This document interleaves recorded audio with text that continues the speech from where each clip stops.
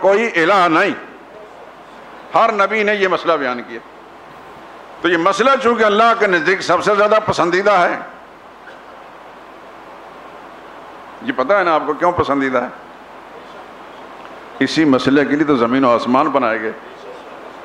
اسی مسئلے کے تو 1 لاکھ کئی ہزار پیغمبر دنیا میں بھیجے گئے.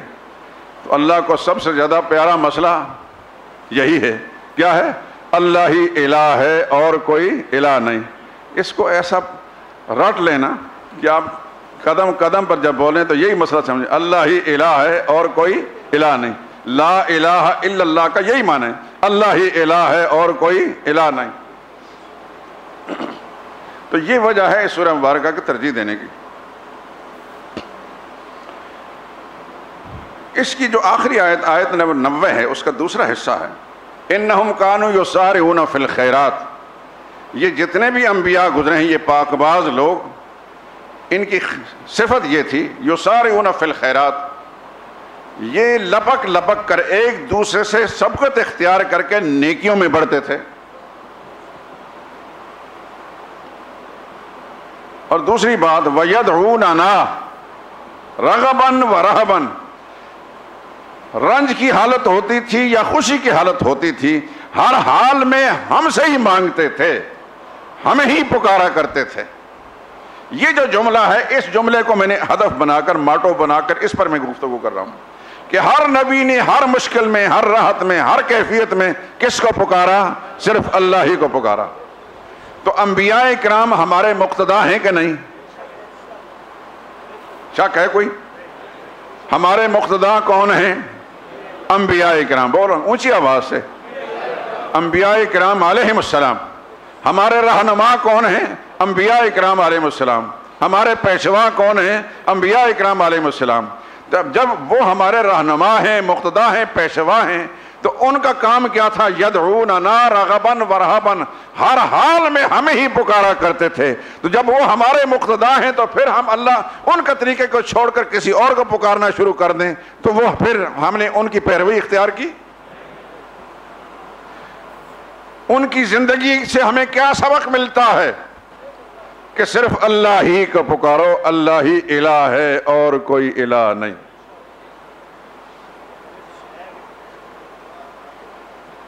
اللہ ہی الہ ہے اور کوئی الہ نہیں. کیا خوبصورت جملہ ہے یہ. سرور کائنات صلی اللہ علیہ وسلم نے فرمایا افضل الذکر لا الہ الا اللہ. ذکر کا معنی ہے اللہ کو یاد کرنا. جن کلمات سے بھی آپ اپنے رب کو راضی کر سکتے ہیں، یاد کر سکتے ہیں، ان میں سے سب سے زیادہ پسندیدہ کلمہ کون ہے اللہ کے نزدیک؟ فرمایا لا الہ الا اللہ. اور اس کا معنی ہے اللہ ہی الہ ہے اور کوئی الہ نہیں.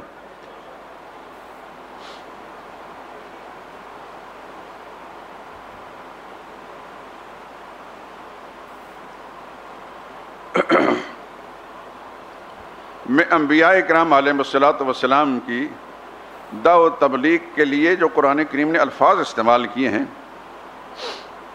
میں وہ تھوڑا سا آپ کے سامنے رکھتا ہوں. اور قرآن کریم ان کی اس دعوت تبلیغ اور اس کے جواب کے اندر لوگوں کا جو موقف ہے اس کو بھی بیان کرتا ہے.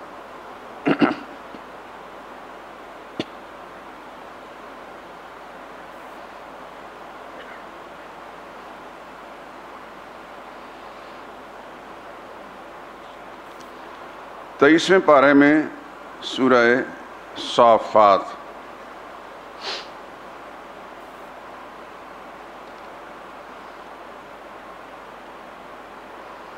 اس کا دوسرا رکوع شروع ہوتا ہے اور میری درخواست ہے کہ ذرا دھیان سے احشروا الذین ظلموا وازواجہم وما کانوا یعبدون.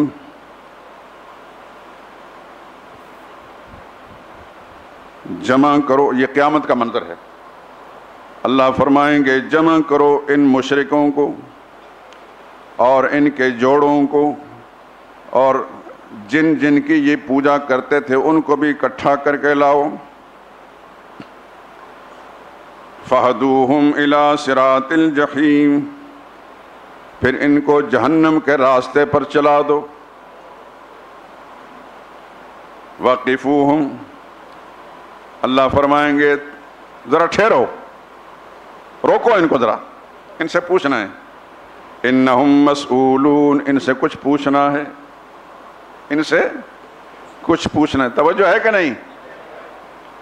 ما لکم لا تناصرون، بتاؤ تم ایک دوسرے کے بارے میں تم جو عقیدہ رکھتے تھے کہ ہمارے حضرت کام آئیں گے، تمہارے حضرت بھی تمہارے سامنے، ایک دوسرے کے تم کام کیوں نہیں آ رہے؟ آج مشکل کی گھڑی ہے. بل ہم اليوم مستسلمون. آج وہ کیا جواب دے سکتے ہیں؟ یا اللہ ہم غلطی پر تھے، آج ہمیں معاف کر دیں، جو آپ کہیں گے ہم مانیں گے. وَأَقْبَلَ بَعْضُهُمْ عَلَى بَعْضٍ يَتَسَاءَلُونَ، پھر پیر اپنے مریدوں کو، مرید اپنے پیروں کو ایک دوسرے کی طرف مخاطب کر کے فرمائیں گے، پوچھیں گے. قالوا انکم کنتم تأتوننا عن الیمین، حضرت جی آپ صبح شام ہمارے گھروں کے چکر لگایا کرتے تھے، بڑے بڑے سبز باغ آپ نے دکھائے تھے، ہماری نیازیں دو، نظریں دو، تمہارا بیڑا پار ہو جائے گا، ہم جو ہیں کوئی خطرہ نہیں.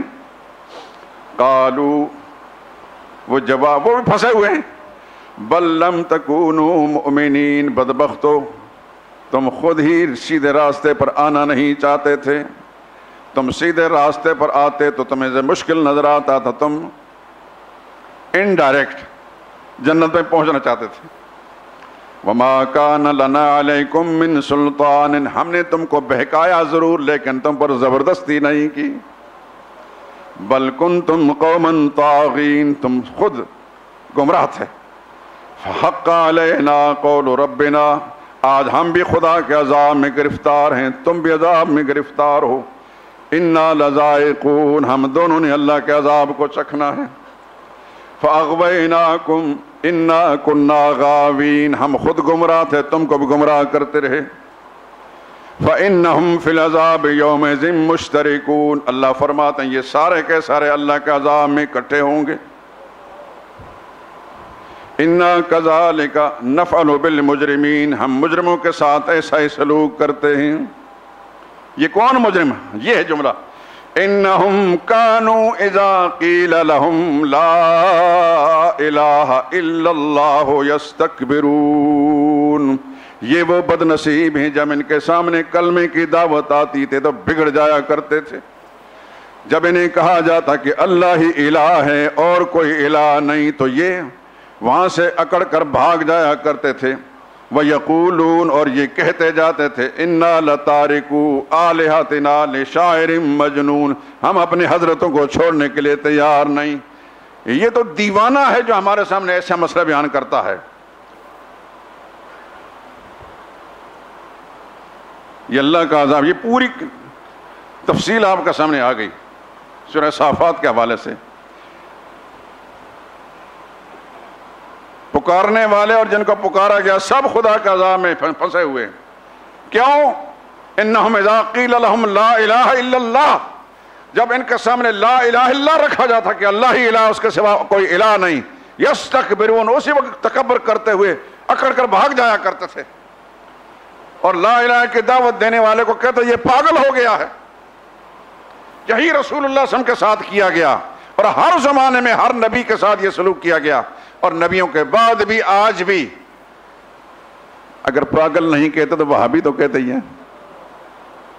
یہ نیا سبق ہے جو ابلیس لعین نے پڑھایا ان کو. وہ بھی سمجھتا ہے کہ اگر ڈائریکٹ ان کو پاگل کہا تو کوئی سمجھدار بھی ہے کہ یار پاگل تو نظر نہیں آتا یہ آدمی، یہ لا الہ الا اللہ کی دعوت دینا اور پاگل نظر تو آنا ہے، دنیا کے معاملے میں بڑا ہوشیار ہے. تو چلو کہ یہ وہابی ہے جی. وہابی کون ہوندا کچھ پتہ نہیں.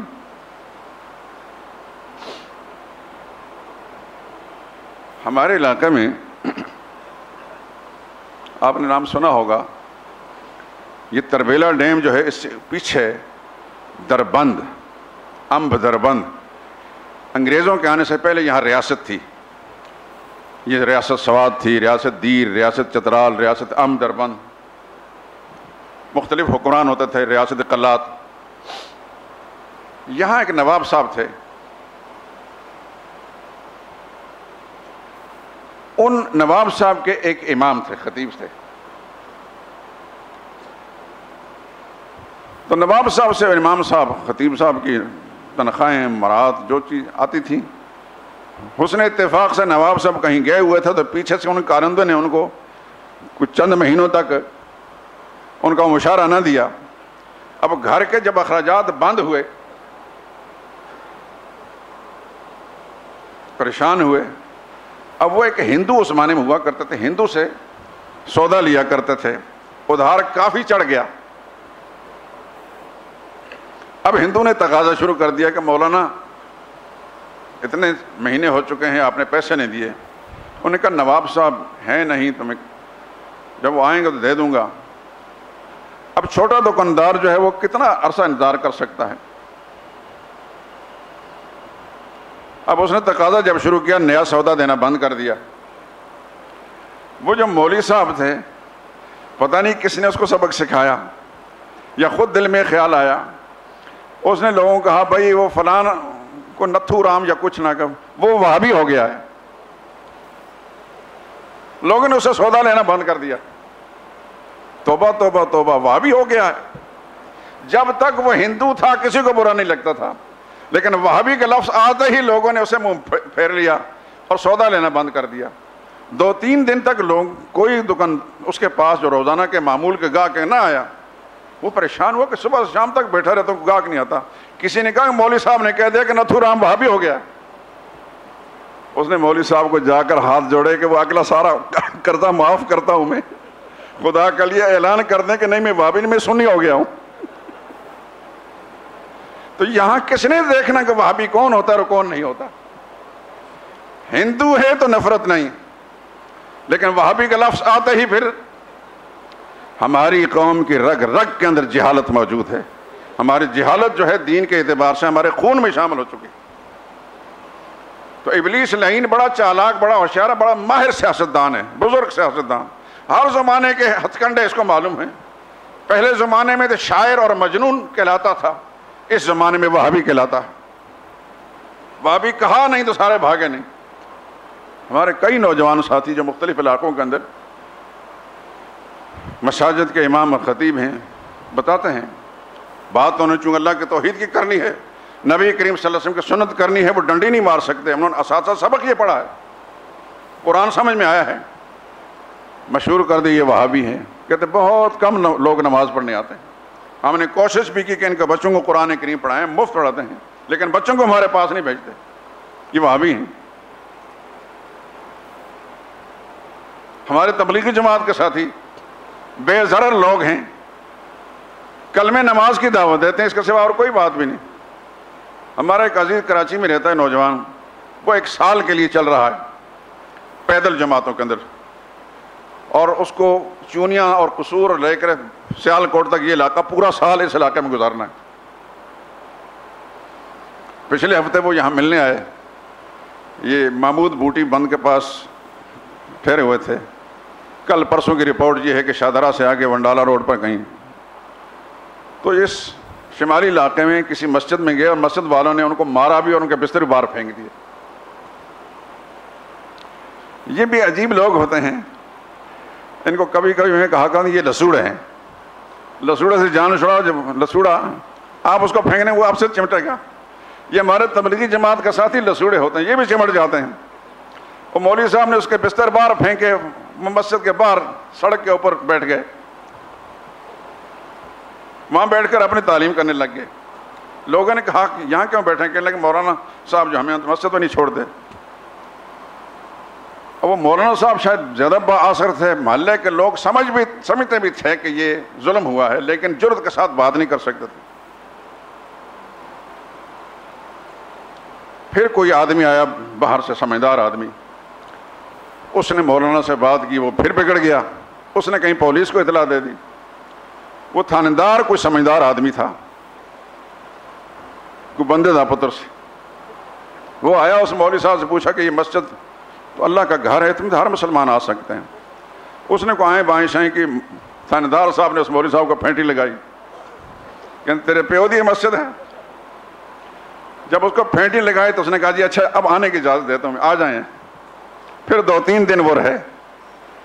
اب یہ بتائیے کہ آج ایک مسلمان کہلانے والا مسجد بنا کر بیٹھا ہے، کلمہ نماز کی دعوت دینے والا بے ضرر آدمی اس کے مسجد میں آتا ہے، اس کو اٹھا کر باہر پھینک۔ یہ سبق کون پڑھا رہا ہے ان کو؟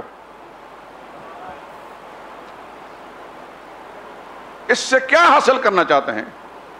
کلمے کے نام پر بنائے گئے پاکستان کے اندر مسلمان کہلانے والا مولوی، مذہب کے پیروکار اور پیشوا کہلانے والے، وہ ایک ایسی بے ضرر جماعت جو کچھ بھی نہیں مانگتے، چندہ نہیں مانگتے، روٹی نہیں مانگتے، ان سے کچھ نہیں مانگتے، بلکہ الٹا وہ مولوی صاحب کو تحفے تحائف بھی دیتے ہیں۔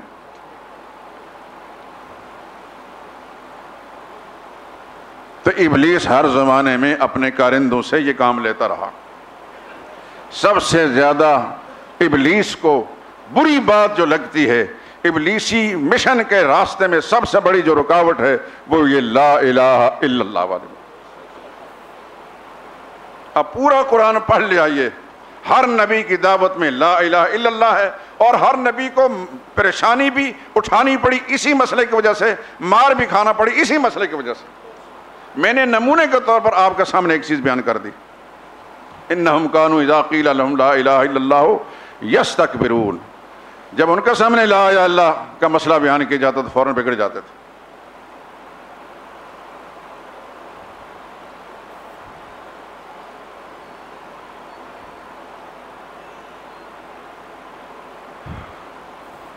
پھر اپنے مدعا کی طرف آتے ہیں، انہم کانوا یسارعون فی الخیرات۔ یہ انبیاء اکرام علیہ السلام نیکی کے کام میں ایک دوسرے سے آگے بڑھتے تھے، وَيَدْعُونَنَا، اور ہمیں ہی پکارتے تھے، ہمیں ہی پکارتے تھے، رغباً، رغبت کے ساتھ بھی، ورہباً، ناخوشی کے ساتھ بھی، یعنی غم کی پیشانی کی حالت ہوتی تب ہمیں پکارتے تھے، راحت والی ہوتی تب ہمیں پکارتے تھے۔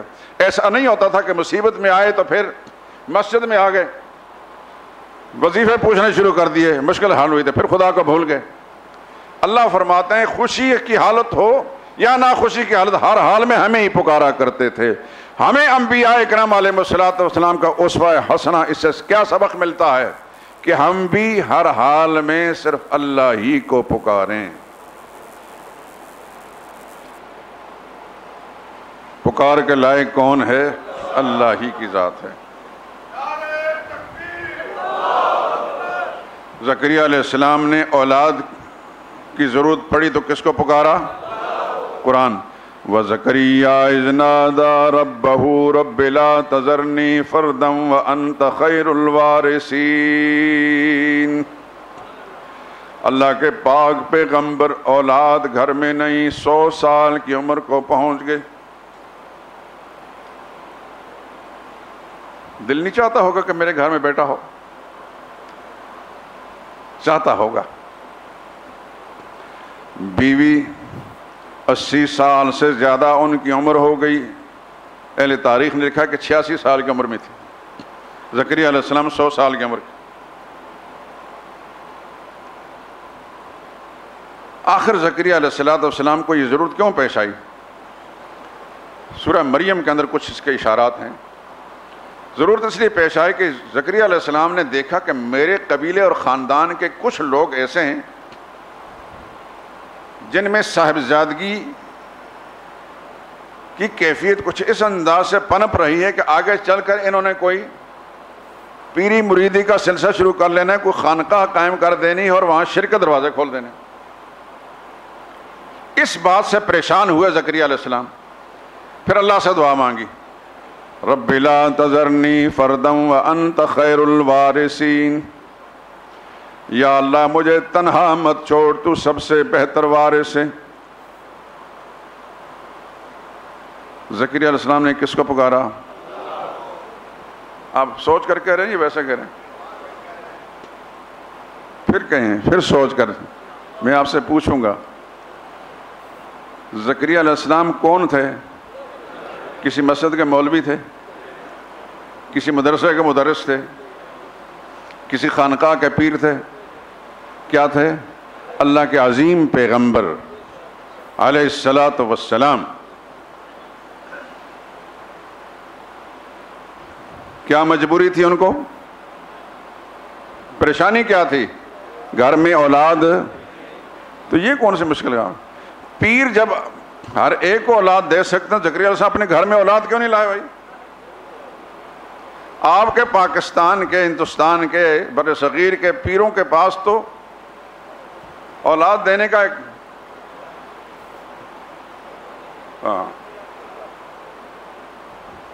کوئی مسئلہ ہی نہیں، پیر صاحب کے پاس چلے جائیں گے بس اولاد مل جائے گی۔ تو اتنا عظیم پیغمبر، دنیا کا کوئی پیر کسی پیغمبر کے برابر ہو سکتا ہے؟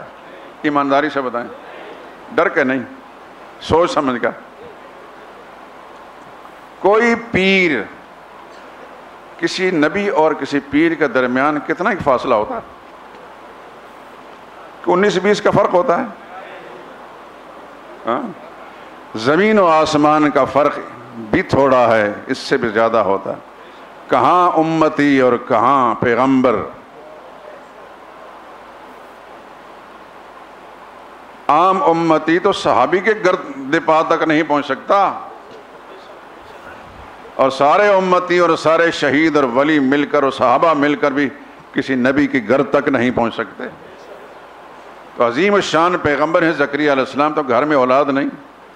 اگر اپنے اختیار میں اولاد حاصل کر لینا اپنی مرضی سے ہوتا تو پھر زکریا علیہ السلام کو کیا پریشانی تھی؟ سمجھ آ رہی کہ نہیں آ رہی؟ خدا کرے کہ سمجھ میں آ جائے، اور سمجھ میں آئے تو پھر اس بات کو آگے پھیلائیں۔ اولاد دینے والا کون ہے؟ دینا چاہے تو کوئی روک نہیں سکتا، نہ دینا چاہے تو دے نہیں سکتا۔ وَلِلَّهِ مُلْكُ السَّمَاوَاتِ وَالْأَرْضِ، آسمان و زمین میں اللہ ہی کا راج ہے۔ کس کا راج ہے؟ اللہ ہی کا اختیار ہے۔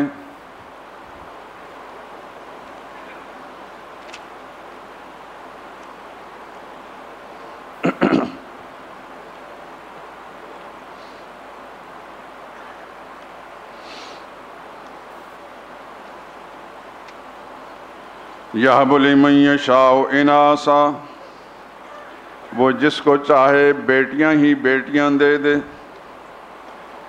وَيَجْعَلُ مَن یَشَاءُ عَقِیمًا، کیا فرمایا؟ زمین و آسمان میں کس کا راج ہے؟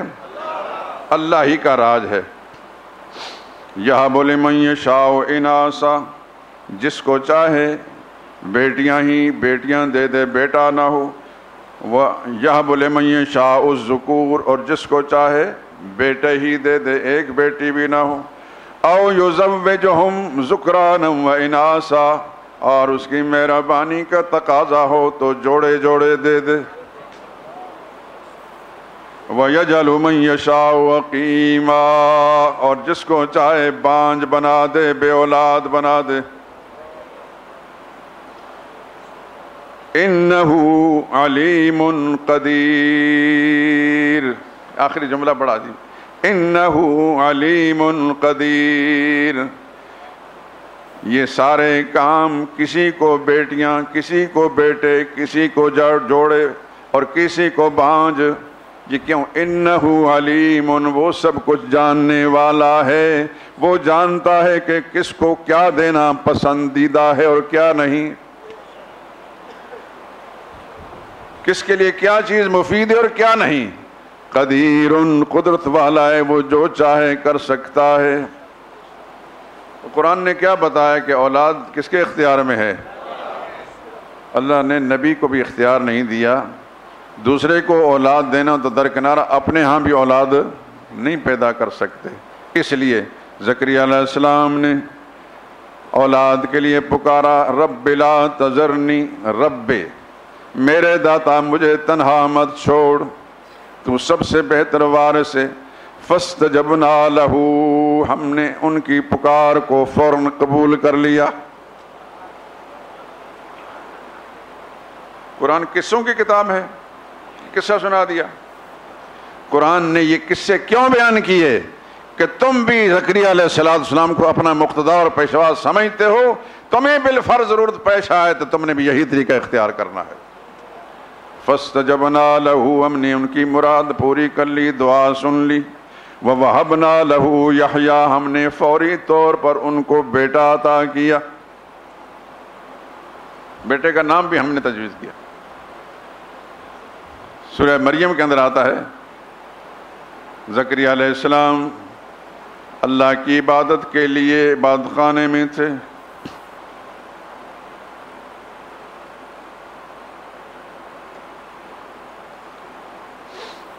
یا زکریا، ہم نے اپنا نمائندہ بھیج کر خوشخبری، یا زکریا انا نبشرک بغلام، اے میرے پیغمبر زکریا ہم آپ کو خوشخبری سناتے ہیں ایک لڑکے کی، اسمہ یحییٰ، جس کا نام یحییٰ ہوگا۔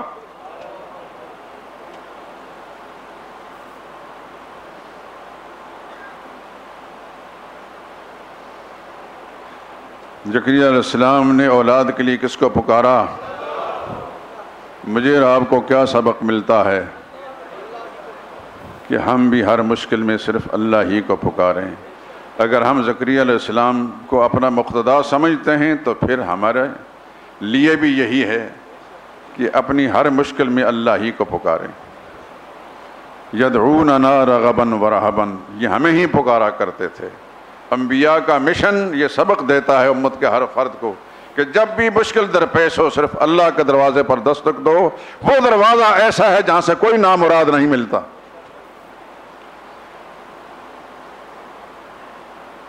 پچھلے جمعے میں نے ایک حوالہ دیا تھا قرآن کی آیت کا، خولہ بنت ثعلبہ جب رسول اللہ صلی اللہ علیہ وسلم کے سامنے اپنی مشکل کشائی کے لیے آئیں کہ میرے شوہر نے مجھے زہار کر لیا ہے، میرے مسئلے کو حل کیجئے، رسول اللہ نے فرمایا میرے پاس کا کوئی حل نہیں، ابھی مجھ پر وحی نازل نہیں ہوئی۔ پھر وہ اللہ کی طرف متوجہ ہو کر اللہ کے سامنے رونے لگی، پھر اللہ نے مشکل کشائی فوراً فرمائی کہ نہیں فرمائی؟ اللہ اکبر۔ ابھی وہ خاتون اسی جگہ موجود تھیں، ام المؤمنین عائشہ صدیقہ فرماتی ہیں کہ پہلے وہ سرگوشیوں کے ساتھ بات کر رہی تھی رسول اللہ صلی اللہ علیہ وسلم کے ساتھ، اتنی سرگوشی سے کہ ہم پاس بیٹھے ہمیں سمجھ نہیں آ رہی تھی، لیکن قربان جائے رب العالمین کی ذات پر وہ ساتوں آسمان کے اوپر سن رہا تھا۔ قد سمع اللہ قول التی تجادلک فی زوجہا، اللہ نے سن لی اس عورت کی بات، اے میرے نبی جو اپنے شوہر کے معاملے میں آپ سے الجھ رہی تھی۔ وتشتکی الی اللہ، جب آپ نے اس کو جواب دے دیا کہ میرے پاس حل نہیں، پھر اللہ کے سامنے شکایت کرنے لگی، پھر اللہ نے پھر اس کی شکایت کو پھر رفع بھی تو فرمایا۔ میں نے وہ ایک شعر سنایا تھا آپ کو عربی کا،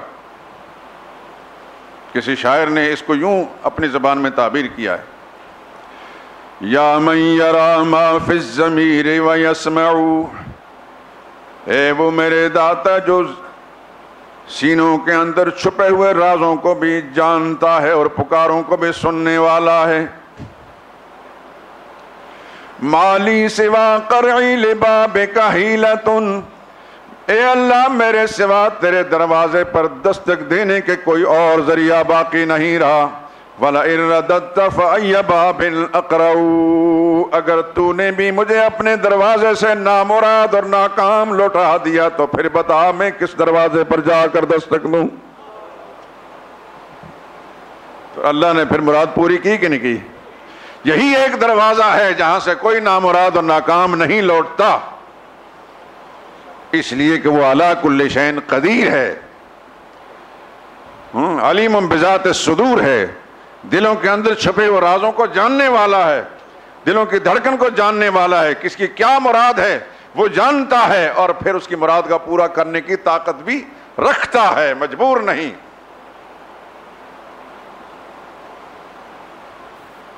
خلاصہ کلام کیا؟ میرے اور آپ کے لیے اور دنیا کے ہر مسلمان کے لیے کیا سبق ہے؟ صرف اللہ ہی سے مانگو، مانگنے کے لائق اللہ ہی کی ذات ہے، وہی حاجت روا ہے، وہی مشکل کشا ہے، وہی پکاریں سننے والا ہے، وہی مرادیں جاننے والا ہے، مرادیں پوری کرنے والا ہے۔ سبحانک اللہم و بحمدک اشہد ان لا الہ الا انت۔ 25 اگست منگل کے روز ظہر کی نماز کے بعد ہماری اس مسجد میں ختم نبوت کے موضوع پر کچھ اہل علم گفتگو کریں گے۔ آپ حضرات اس بات کو نوٹ فرما لیں، 25 اگست بروز منگل بعد نماز ظہر۔